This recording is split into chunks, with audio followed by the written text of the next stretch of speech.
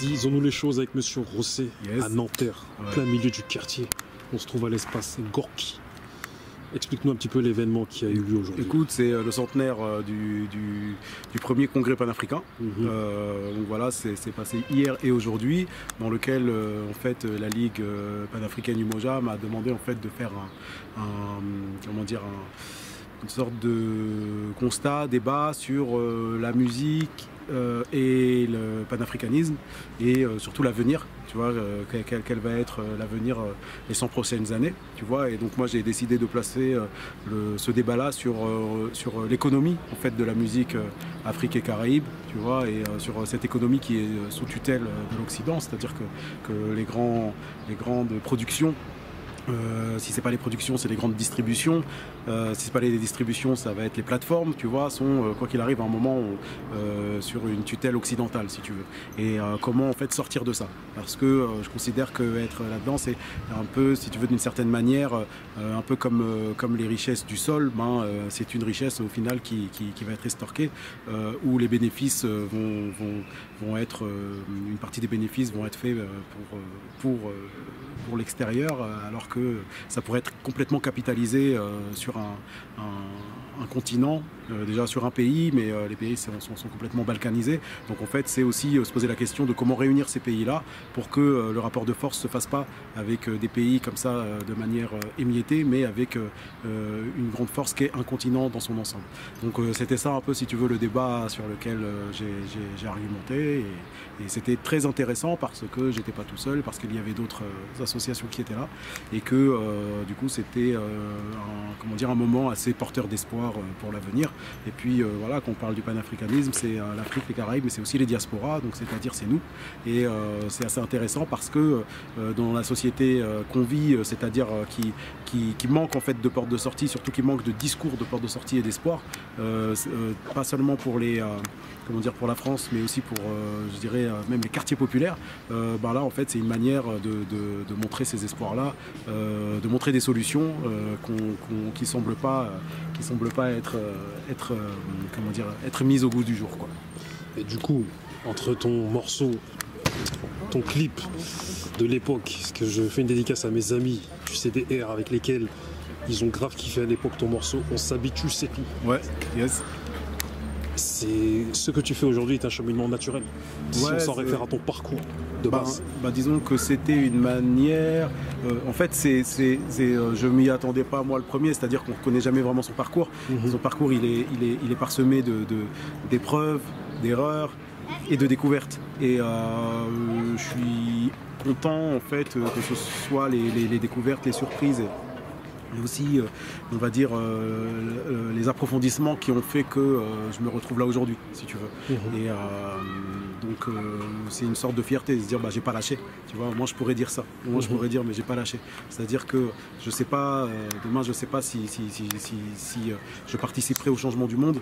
En tout cas, le monde ne m'aura pas changé. Voilà. Un peu ça. En tout cas, pour finir, ton parallèle entre la production musicale et la colonisation, je ne sais plus en quel terme tu as dit ça, mais en tout cas tout est dans la boîte.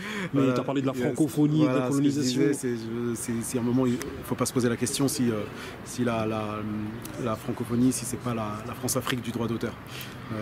Voilà, sachant un peu les intérêts qu'ont des gens comme Laurent Bounot, qu'ont des gens comme Skyrock, comme des gens, en fait, on va dire les plus véreux un peu de comment ils ont transformé le paysage culturel des quartiers populaires, comment aujourd'hui en fait c'est des gens qui prennent leurs billets, qui vont sur les territoires africains, qui sont beaucoup à Abidjan et en fait qui réfléchissent. Ça va d'ailleurs même plus loin que les réflexions parce que c'est déjà en train de se faire, en fait, qui crée des médias en fait sur place et parce que, comme il l'a dit lui-même, c'est lui qui l'a dit, aujourd'hui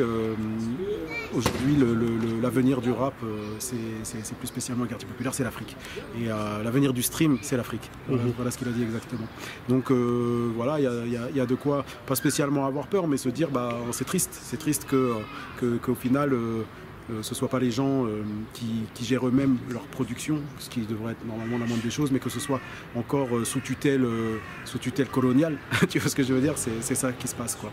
Donc c'est triste de plein de, comment dire, de plein de points de vue, mais aussi sur le point de vue de la hiérarchisation. C'est-à-dire qu'à partir du moment où ton producteur, c'est quelqu'un de l'extérieur, il attend de toi quelque chose. Il attend de toi à ce que tu dis t'aies certains discours et pas d'autres, à ce que tu aies certaines attitudes et pas d'autres. Tu vois ce que je veux dire? C'est ce qui se passe. Parce que moi, personnellement, je m'en fous de Skyrock. Si tu veux, je n'ai pas spécialement fait partie des artistes qui étaient dégoûtés de ne pas y passer ou ceci ou cela. C'est une analyse complètement, on va dire, objective, si tu veux. Tu vois, j'ai pu faire ma carrière sans, donc tu vois, j'ai pas d'aigreur moi. Mais le truc, c'est qu'objectivement, tu te dis comment ça se fait que on ne peut pas à un moment essayer de casser cette tutelle, et c'est une tutelle en fait qui prend de plus en plus d'ampleur parce que c'est les mêmes mécanismes de ceux qui se mettent, on va dire, comme à un moment, ils se mettent en fait à un endroit stratégique où ils récupèrent les subs, où ils récupèrent les aides, où ils récupèrent tout, tu vois, alors que c'est pas eux de les récupérer tout ça, tu vois ce que je veux dire. Et donc voilà, c'est un peu ça les réflexions qu'on a abordées aujourd'hui. Pour finir réellement, dernièrement, on a été à ton exposition par rapport à toute ton œuvre. Yes. Et je n'ai pas de doute, je ne doute pas de tes capacités, mais tu m'as agréablement surpris car tu as réussi à intéresser les jeunes à des histoires sérieuses, à des histoires, à des faits historiques. Et on t'a posé tout à l'heure dans l'assistance la question, la réelle question, c'est comment emmener les jeunes, comment intéresser les jeunes à toutes ces luttes. Et du coup, comme le disaient certains, il faut investir leur lieu, il faut rentrer dans leur monde. Est-ce que toi, tu aurais la formule magique? Disons que j'ai pas la formule magique, juste ce que je pense, c'est que effectivement, les jeunes, on sait ce qu'ils aiment, mais c'est de leur âge. On peut pas changer ça. Tu vois, ils aiment le sucre, ils ont un palais qui veut des friandises, donc on va pas leur demander de manger du riz en dessert, quoi. Tu vois, par contre, ce qui est compliqué dans notre société, c'est que c'est une société qui élimine le riz. Parce qu'il veut montrer que des friandises, parce que c'est ce qui doit se consommer le plus. Et c'est pas sain, tu vois. Et donc l'idée, c'est de leur dire, bah voilà, ça existe. Déjà, le fait qu'ils sachent que ça existe, c'est déjà très important. Qu'ils sachent qu'un jour, ça sera sur leur chemin d'adultes. Parce qu'ils savent qu'ils sont des enfants. Moi, quand je leur parle, je fais pas du jeunisme. Je dis pas, ouais, je suis un rappeur, regardez, je suis comme vous. Non, on n'a pas le même âge. Je leur dis, ouais, moi aussi, je fais du rap, j'en ai fait à votre âge, je suis un adulte. Chacun a sa place. Et ils respectent pas le jeunisme. Ça veut dire qu'ils l'écoutent, ils le consomment. C'est pas ce qu'ils respectent. Ils savent très bien que c'est pas ça qui va faire tenir leur colonne vertébrale. Donc en fait, nous on est là à notre place et c'est cette place qui est respectable. Et ça ils le voient et ça ils le savent parce qu'ils sont dupes de rien. Donc si tu veux, il n'y a pas de baguette magique, il n'y a pas de formule magique pour attirer tous les jeunes sur en fait les discours qu'on va avoir. Par contre, les discours qu'on va avoir vont les intéresser parce que c'est une sorte de storytelling sur les émancipations, sur les luttes d'une époque, et ça les intéresse.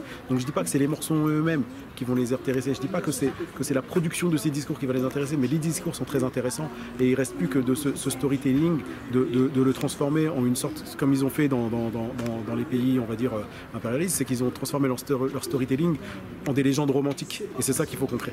C'est ça qu'il faut qu'on crée, et c'est là que ça va fonctionner. Donc tu penses qu'il faut s'efforcer de mettre en place des formats ludiques, des formats qui les touchent par rapport à leurs réseaux sociaux et à leur code.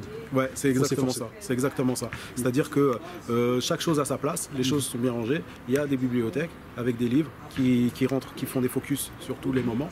Et il faut aussi du romantisme. La jeunesse a besoin de rêver. Même les plus anciens ont besoin de rêver. Il y a besoin d'avoir des projets de société. Ces projets de société, c'est à nous de les créer.